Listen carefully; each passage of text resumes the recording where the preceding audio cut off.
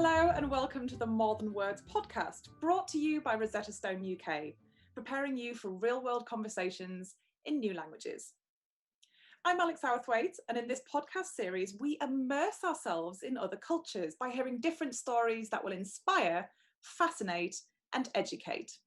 I speak to intrepid travellers, expert linguists, career climbers, and sporting stars as they discuss how language can enrich your life and unlock a door to a new world that enables a deeper connection to the people and places around you. In our very first episode, we delve into language's influence on culture and how an in-depth knowledge allows us to understand different people, customs, and heritage on a far deeper level. And joining me to talk about their own personal stories today are two very exciting guests, Evan Edinger and Susie Dent. Now, Evan is a travel vlogger, photographer, and YouTube star, and Susie is an etymologist, linguist, author, broadcaster, and TV favourite on Countdown. Welcome to you both. Hi. Thank you. So, to start off the discussion, very easy, tell me both, how did you begin your journey into learning languages? Well, for me, the story I always tell is actually sitting in the bath, weirdly, and looking at shampoo bottles, which, let's face it, probably had the most boring ingredients in the world. And just staring at them before I could read and just being completely entranced by these swirling exotic characters. As I say, it's a good job I didn't know how to decode them because they wouldn't be very interesting, but I was just drawn into them. And also, I think I could just about tell that there were different kinds of characters as well. So there's probably Cyrillic on there in Arabic. And it kind of grew from there, to be honest. I was very swotty and very geeky long before it became cool. And we'd sit in the back of my parents' car. We'd be going on trips to the seaside. It'd be incredibly cold. And all I wanted to do was stay in the back of the car and read French and German vocabulary books. Not so that I could do well at school, I think, but just so that I could amass as many words and phrases as I could. So I was slightly strange from that point of view. But, I'm so happy actually that I found that sort of pleasure and that passion quite early on. And what was your journey to learning languages, Evan? Because I grew up in the States, I had to take Spanish growing up since like 4th grade, 5th grade, 6th grade, basically every year. And it was just a course that I enjoyed. I just enjoyed foreign languages because I thought they were fun and I excelled at them easily. But then as soon as I graduated from high school, I just kind of let it go because I had that pretty sad mentality of like, when am I going to need Spanish? I live in US of A. And so sadly, I lost a lot of my Spanish. You don't use it, you lose it. And so basically, when I moved to London, I started working at a couple startups. And during my lunch breaks, I started thinking like, what if there was a way I could use my time in my lunch break more effectively so that I was building a skill? And I quickly remembered like, maybe I could learn a language. So I spent about 15 minutes to 30 minutes every like work day just doing a bit of German. And then slowly but surely, I gained enough fluency to hold basic conversations, and then I just kept building upon that until now I can read and write and speak basically. I think a lot of people, probably similar to you, Evan, maybe when they're at school, they're thinking, why do I need languages? I can ignore this and turn off during the classroom. What do you think that teachers can do to motivate younger people to want to learn and encourage them like Susie was encouraged at such a young age? I think it's such a good idea to just talk more about the cool stuff about a language and the language's culture. I find that when I've initially started learning German, it is just memorize as many words as you can and understand what the infinitives and grammar and things like that. However, when I really started finding a passion for the language was when I started learning more about the intrinsic cultural parts of it. So it's almost, I find, impossible to get past like A2 of a language without at least slightly learning about the culture, such as like you'll have to learn specific verbs and words that don't exist in English because the celebration doesn't exist here, or because that as a phenomenon doesn't really exist in our culture. And so you then start to find it way more interesting. And I feel like if in school teachers tried to bring out more of those like uniquely intrinsic cultural values that the language has with it, maybe kids would be more interested. Like, oh, I didn't know about that. That's quite interesting. Do you think you've been able to learn a language more easily when you've actually been immersed in the culture yourself then outside of the classroom environment? I mean, yeah. I moved to Munich for a month and a half just to try and immerse myself because I figured as much as I liked learning online, it was only going to get me so far. And yeah, forcing myself to be in an area where I just have to speak the language, your brain just goes into fight or flight. All right. I'm fighting to get my hair cut and only speak German. I don't want to go bald, you know?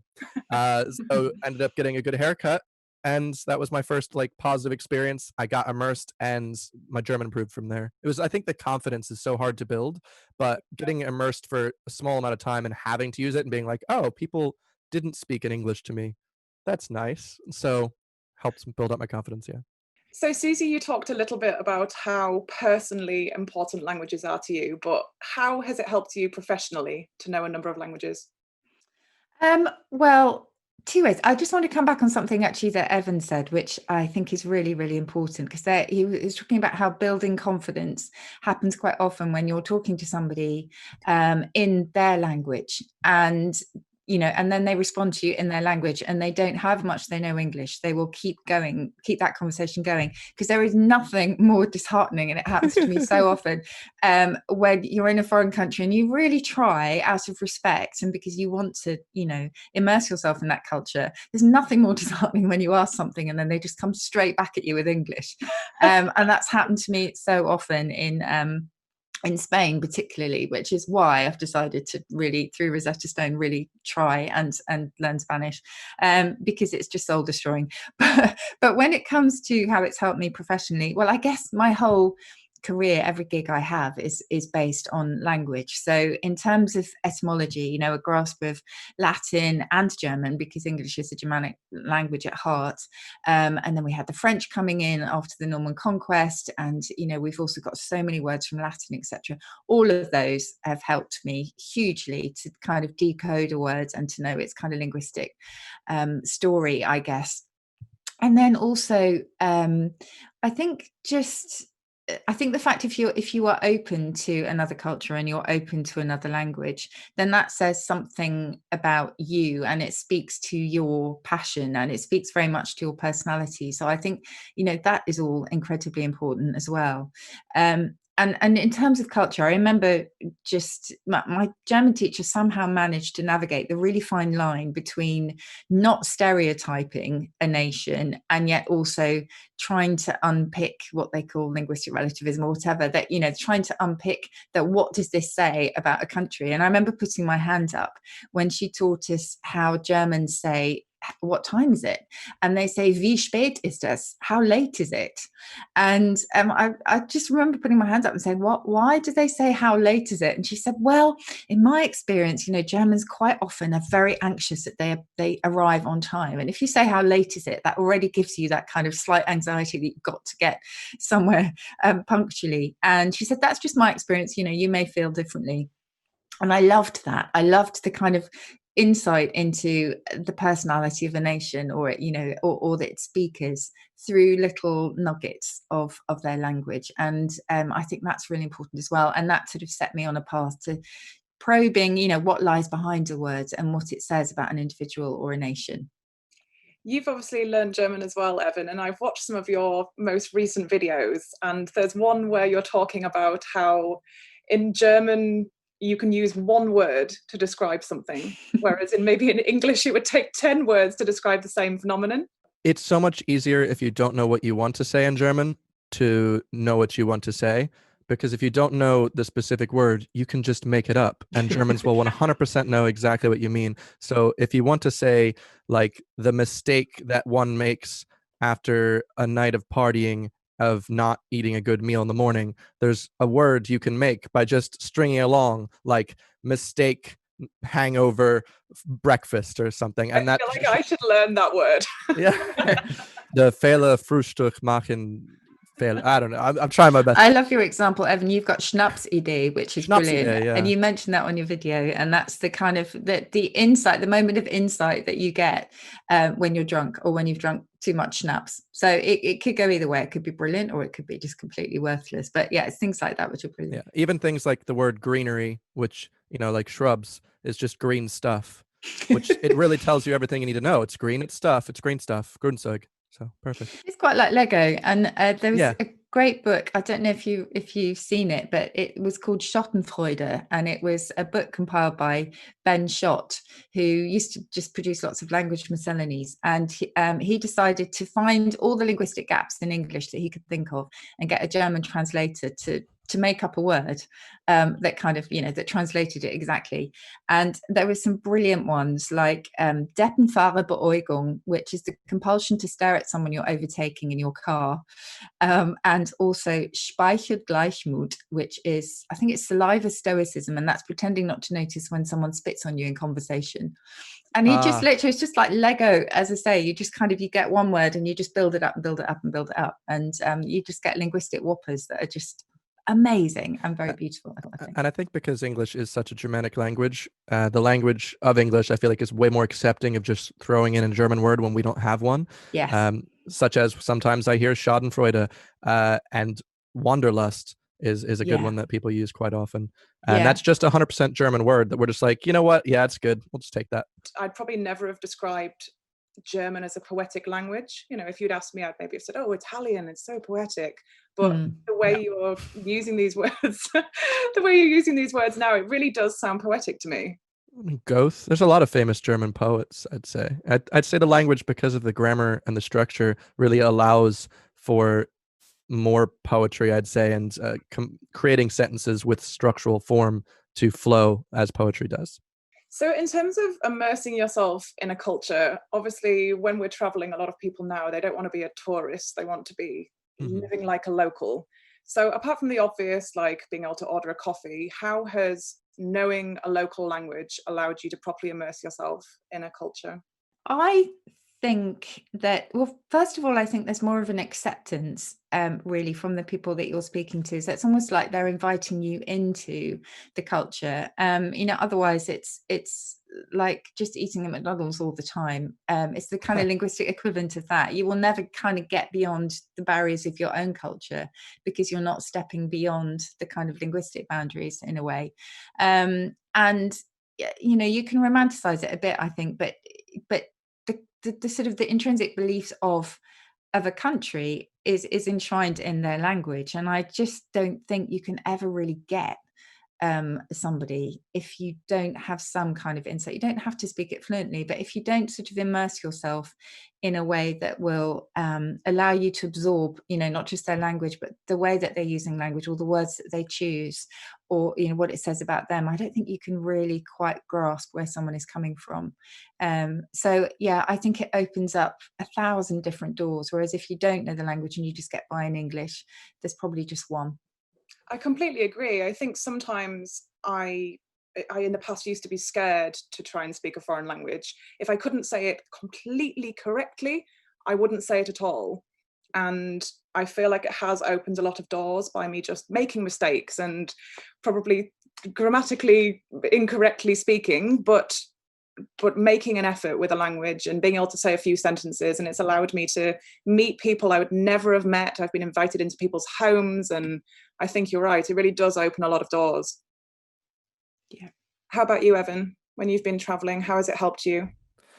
Like when you have more understanding of a language, as I said before, I do feel like you can't learn it without learning more about the culture. And so when you learn more about a culture, you then learn more about the person associated with it. So you can just so much more easily connect to people, because it's like if you don't have any hobbies, you have not many ways to connect to people. But as soon as you learn a language, you're adding you're not just learning the language, learning so much more about a person. And so when you meet someone, like in my instance, in German, even if we have nothing else in common, I'm so interested in so many facets of their upbringing and their culture, because that's what I've learned about. And so it's almost like inherently I'm now more interested in them.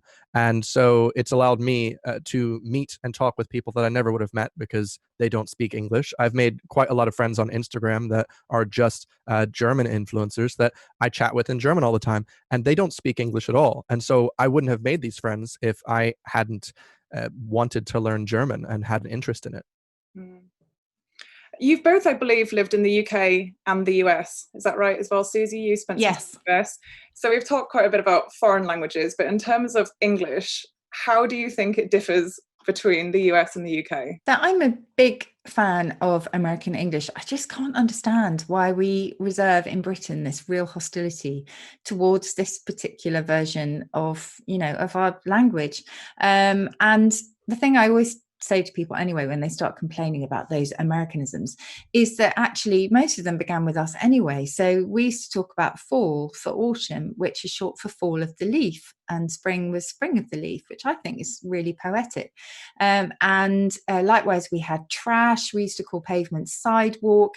And also, when people really have a go at me on Twitter for you spelling realise with the IZE and say that's the American way, I say no, actually it's also the Oxford way, because it's closer to the Greek etymologically. So you could say that the Americans also know a thing or two about etymology.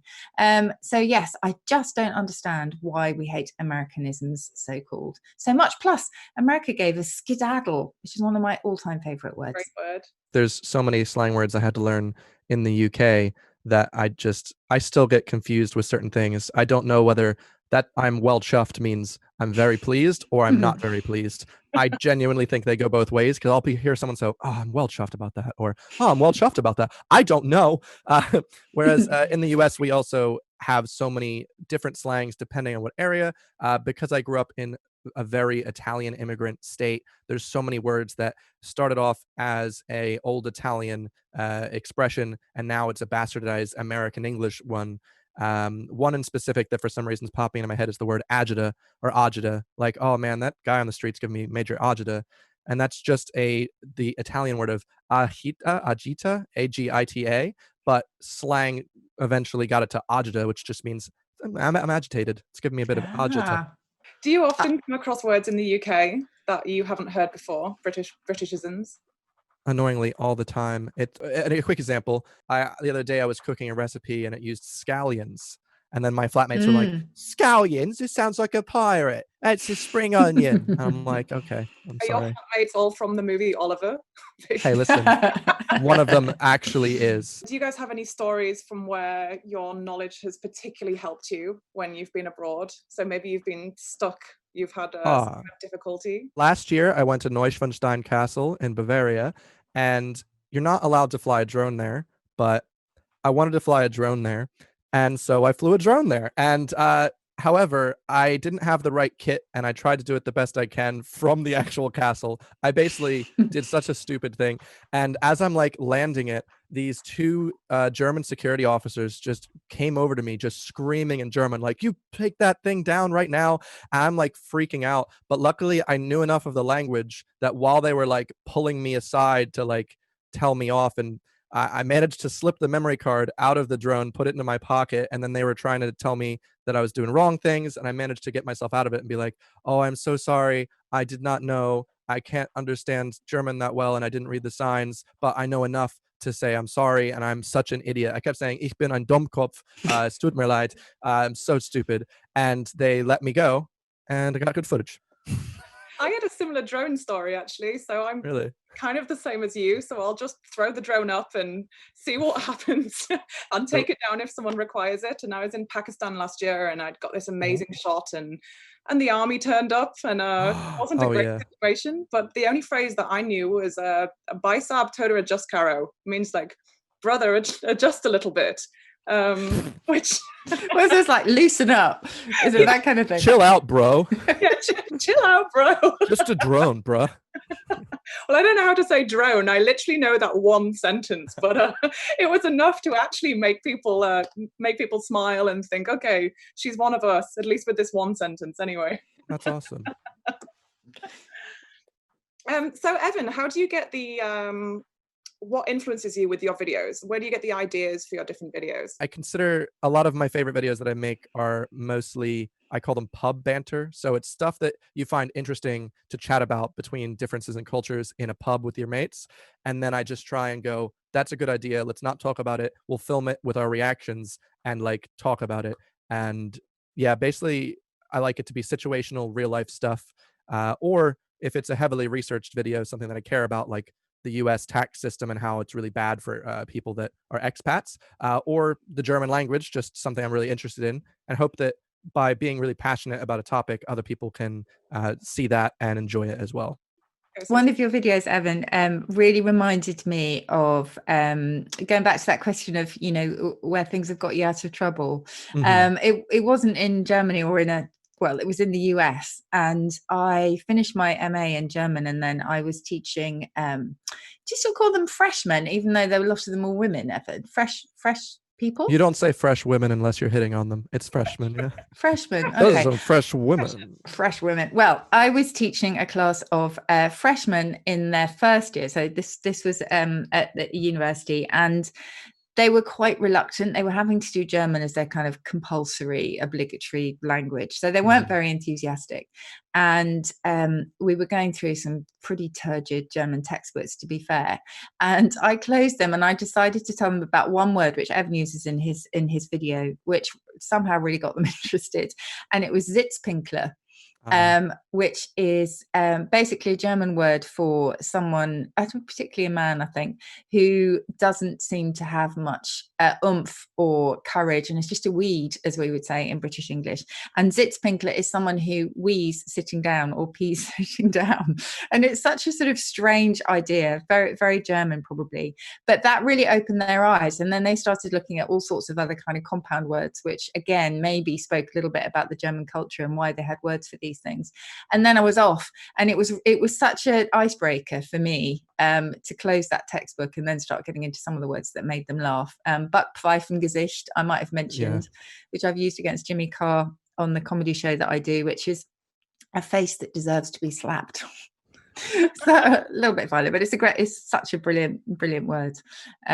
So yes, Evan uses lots of these in his brilliant videos. I can recommend them.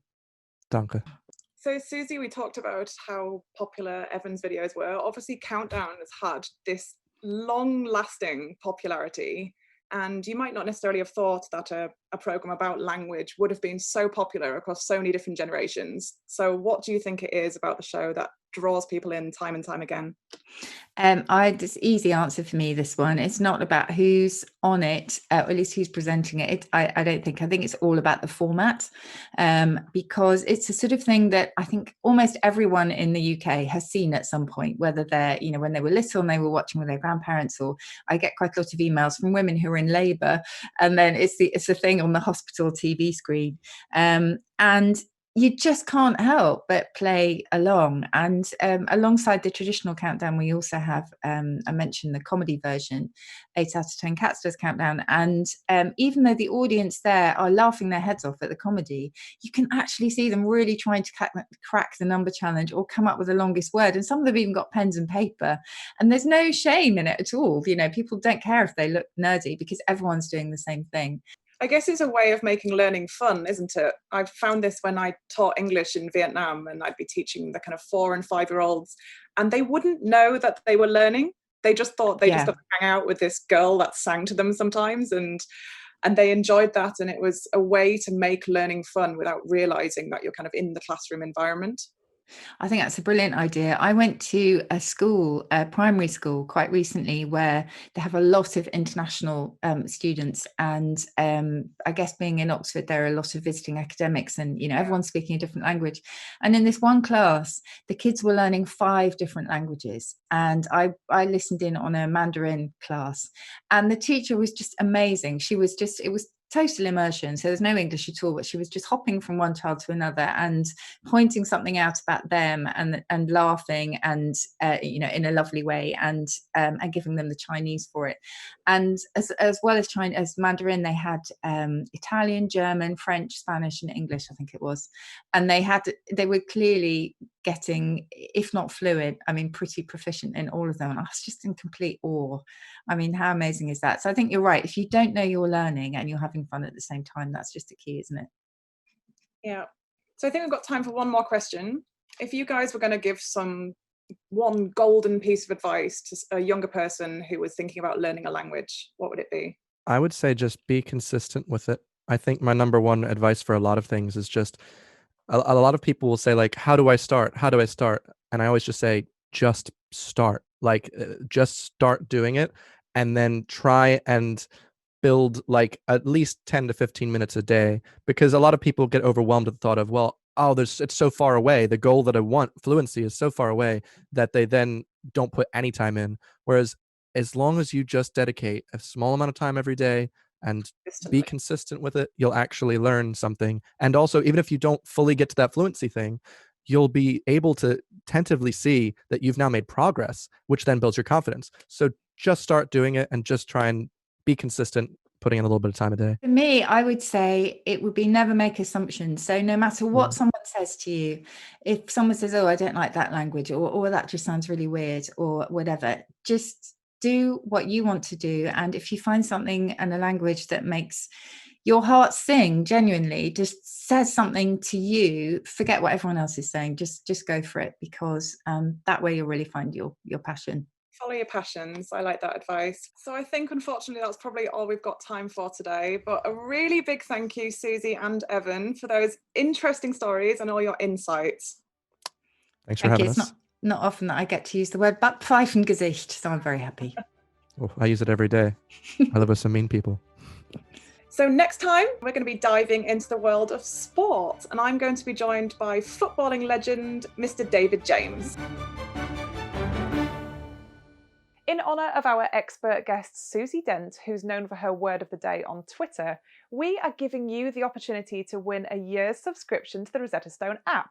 All you have to do is tweet Susie with your favourite foreign word of the day from a language discussed in this episode, along with the hashtag #MoreThanWords, and Susie will retweet her favourite. Bonne chance!